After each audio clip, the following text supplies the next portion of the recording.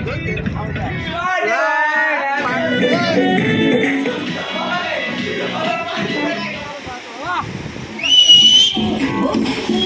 বন্ধুরা, আজকে আমরা দীঘা যাচ্ছি সমস্ত স্কুল ফ্রেন্ডসরা মিলে।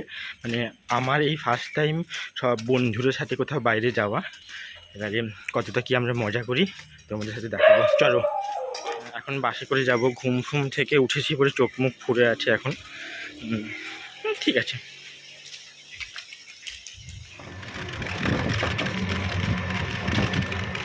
দুজন দাঁড়িয়ে আছে, বাকিরা এখনো আসেনি।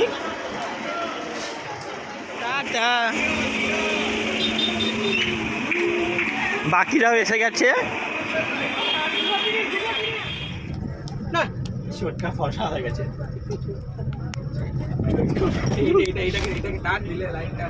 ফাইনালি আমরা যেতে পেরেছি, অনেক বাধা অনেক প্ল্যানিং করে ফাইনালি আমরা বাসে উঠেছি, তাই তো। আমরা বাস থেকে নেমে গেছি, এখন হোটেলের দিকে যাচ্ছি। আর বাসটা আমাদের অনেকটা দেরি ছিল, অনেক লেট করেছে বাস।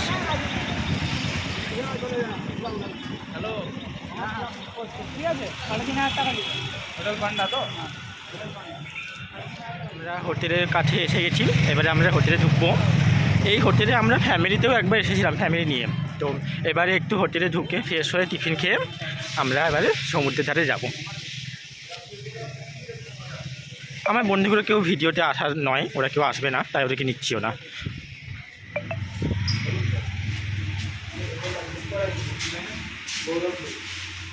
আমরা হোটেল বিচ পয়েন্টে ছিলাম, খুবই সুন্দর রুমটা। আর আমরা তো দেখে পুরো হ্যাপি হয়ে গেছি। এসে না এসেই নাচ শুরু হয়ে গেছিলো। আমরা ভেবেছিলাম এসে রেস্ট নিয়ে সমুদ্রের দিকে যাব, কিন্তু না, অনেকটা দেরি হয়ে গেছিলো বলে আমরা সমুদ্রে না গিয়ে সোজা সুইমিং পুলে চলে গেছিলাম। এরপরে তোমাদের সুইমিং পুলের জায়গাতে দেখাবো। তার আগে আমি একটু ঘর থেকে টিফিন নিয়ে গেছিলাম সবার জন্য, সেই টিফিন করে আমরা বেরিয়ে পড়েছি। আমরা এখন সুইমিং পুলে যাচ্ছি, দেখা যাক কীরকম লোক আছে। তো টিফিন করে একটু এনজয় করে আমরা সুইমিং পুলে উঠেছি, কিন্তু সুইমিং পুল তো বন্ধ। আমরা সুইমিং পুলে এসে গেছি, ওই যে সুইমিং পুল।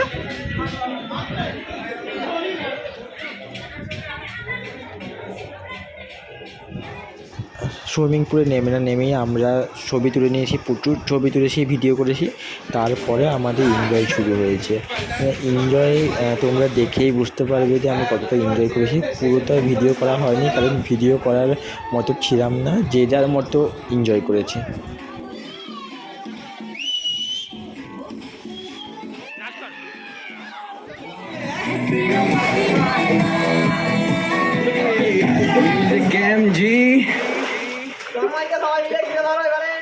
তারপরে সুইমিং পুল থেকে এসে আমরা একটু খাবার অর্ডার করেছিলাম, যেই হোটেলে ছিলাম। তারপরে আমরা বেরিয়েছি। আমরা এখন রেডি হয়ে একটু সমুদ্রের ধারে যাব।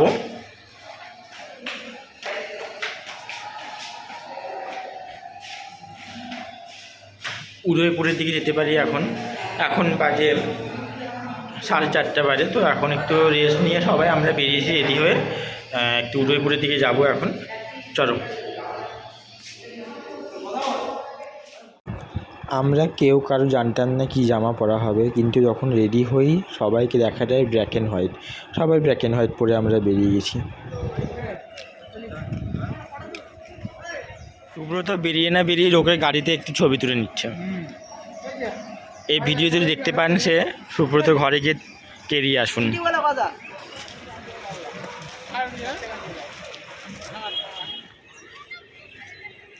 দীঘায় এসে ঘোড়া দেখবো না তা কি হয়? যা যেটা ইচ্ছা হচ্ছে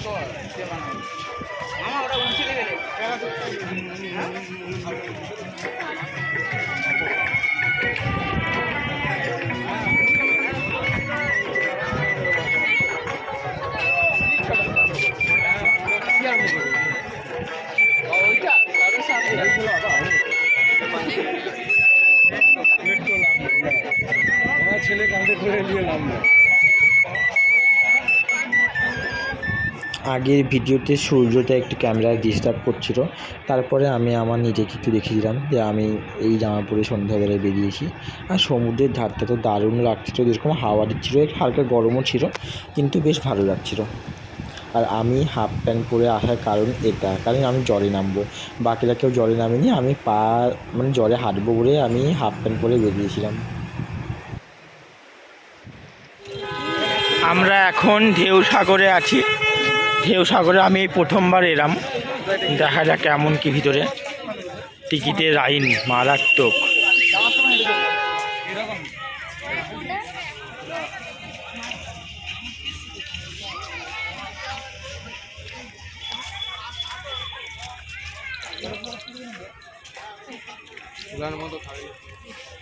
এটা হলো ঢেউ সাগর। আমি প্রথমবার এখানে এলাম, এতবার দীঘা এসেছি, তবে এইখানে এই প্রথমবার এলাম।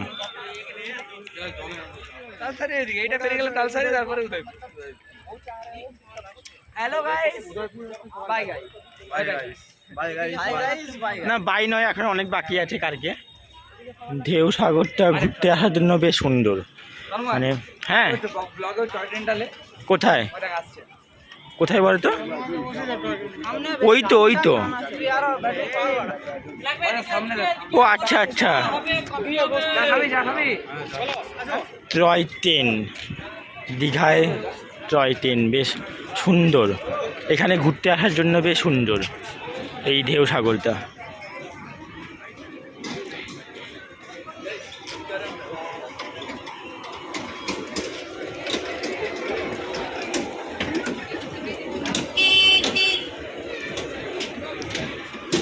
এখানে বাচ্চাদের জন্য খেলার জিনিস আছে অনেক, বেশ সুন্দর। এখানে আরও অনেক কিছু আছে ওই জায়গাগুলোতে। আমরা একটু চা খাবো এখন সবাই মিলে। ওইখানে প্রচুর গরম লাগছিল বলে দুজন চা খেয়েছে, আমরা বাকিরা সবাই ফুটি খেয়েছিলাম একটু ঠান্ডা হওয়ার জন্য। তো প্রচুর গরম ছিল, মানে দীঘার পাড়ে এমনিই গরম, সমুদ্রের পাড়ে তো প্রচুর গরম ছিল ওইখানে।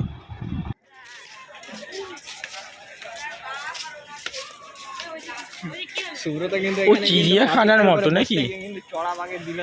এইটা একটা বেশ সুড়ঙ্গর মতো বেশ সুন্দর জায়গা। এই জায়গাটা সেরা, মানে ছবি তোলার জন্য একদম পারফেক্ট জায়গা।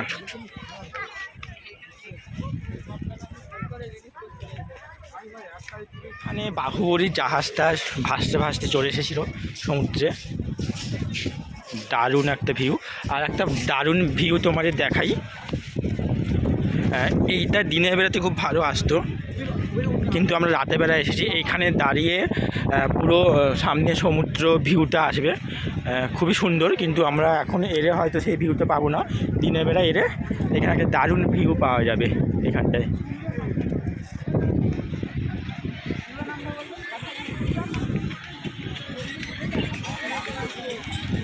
এখানে দোলনাটার ব্যবস্থাও আছে, সেই বড় দোলনা যেইটা বাড়িতে যেরকম ব্যাপারটা থাকে ওরকম এখানে দোলনার ব্যবস্থাটা আছে, অনেক উপরে পুরো দোলার ব্যবস্থা, কিন্তু মনে হয় এটা বন্ধ আছে, এই সিঁড়িটাও বন্ধ আছে। আমাদের একটু টিফিন তৈরি হচ্ছে, egg roll, mixed roll sorry, আর এখানে চিকেন পাকোড়া বা কিছু। টিফিনে ভিডিও করতে করতে হঠাৎ শুনতে পাই পিছনে কারা যেন গান করছে। ঘুরে দেখি আর কেউ না, এরা গান করছে।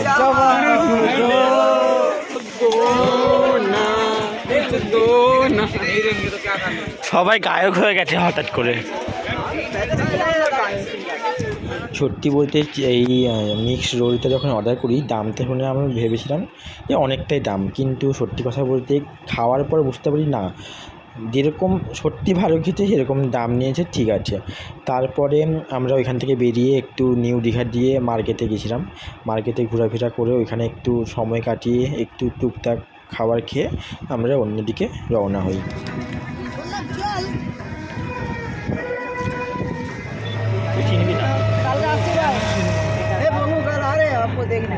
আমরা এখন ওল্ড দীঘাতে এসেছি, নিউ দীঘা থেকে ওল্ড দীঘাতে এসেছি, টোটো করে এলাম।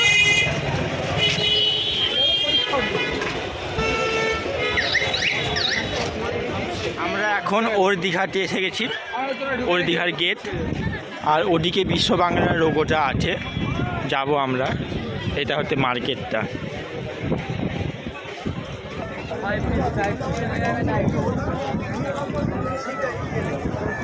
এইখানে ঢেউগুলো মারাত্মক পরিমাণে দিচ্ছে, দেখো তোমরা।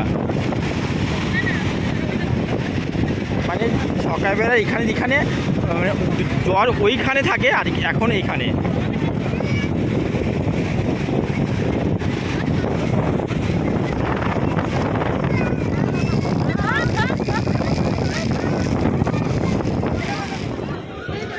এই হচ্ছে দীঘার মাছ, ওদিকে আরও আছে অনেক।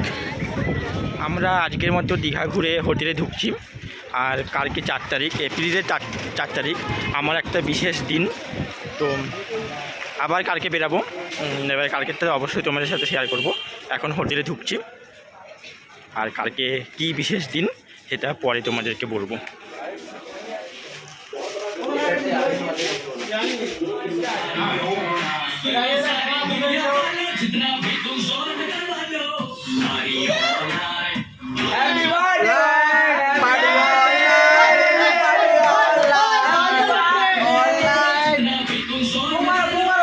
Happy birthday, bye.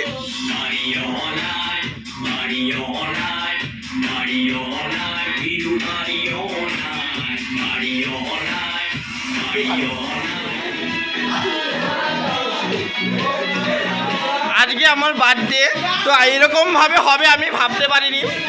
এই অবস্থা, তো এই ফার্স্ট টাইম আমার বার্থডে কোনো ঘরের বাইরে এরকমভাবে হয়েছে। এই অবস্থা। আজকে 4 তারিখ আমরা রেডি হয়ে সবাই বেরিয়ে গেছি। আমি পাঞ্জাবি পরেছি, কারণ এখন আমরা দীঘায় জগন্নাথ মন্দির যাব পুজো দিতে, আর আজকে আমার জন্মদিন করে মন্দির যাব, তো তারপরে আমি আবার চেঞ্জ করব, তো তাই পাঞ্জাবি পরেছি। এখন হোটেল থেকে চেক আউট করছি একদম। আজকে বিকালে বাস আমাদের, সারাদিন ঘুরে খেয়ে দিয়ে বিকালে আমরা বাসে সোজা মেদিনীপুর। তোমাদেরকে বিশেষ দিন বলেছিলাম আমি, তো বিশেষ দিনটা তোমরা দেখতেই পেরে, আমার জন্মদিন। তো জন্মদিন হিসাবে আমরা দীঘায় এসেছি সেটা নয়, হঠাৎ করে প্ল্যানিং হয়েছে, কিন্তু আমার তো তারিখটা মনে ছিল, তো আমার বন্ধুদের পরে মনে পড়েছিল, তো ওরা ওরকমভাবে করবে আমি ভাবিনি, তো এটা পুরো সারপ্রাইজ ছিল। তারপরে আমরা মন্দির যাব, একটু পূজা দিয়ে আসবো, যেহেতু আমার জন্মদিন ছিল বলে। আমরা এখন দীঘায় জগন্নাথ মন্দিরে এসেছি, এই হচ্ছে মন্দির।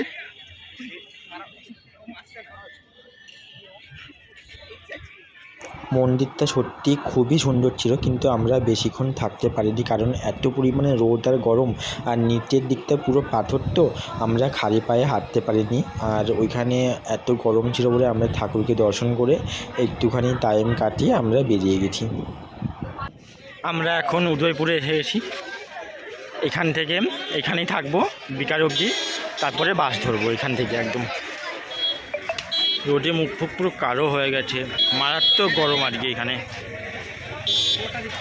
সকাল থেকে আমাদের কিছু খাওয়া হয়নি বলে আমরা একটু হালকা খাবার খেয়ে নিলাম, ম্যাগি, কারণ ভারী খাবার খাইনি, কারণ প্রচুর গরম, আর আমরা তো গিয়ে কাঁকড়া খাবোই, তাই জন্য হালকার উপরে একটু টিফিন করে নিয়েছিলাম।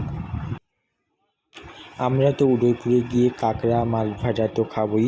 আর তোমরা কারা কারা উদয়পুরে এসে এরকম কাঁকড়া মাছ ভাজা খেয়েছো অবশ্যই কমেন্টে জানিও।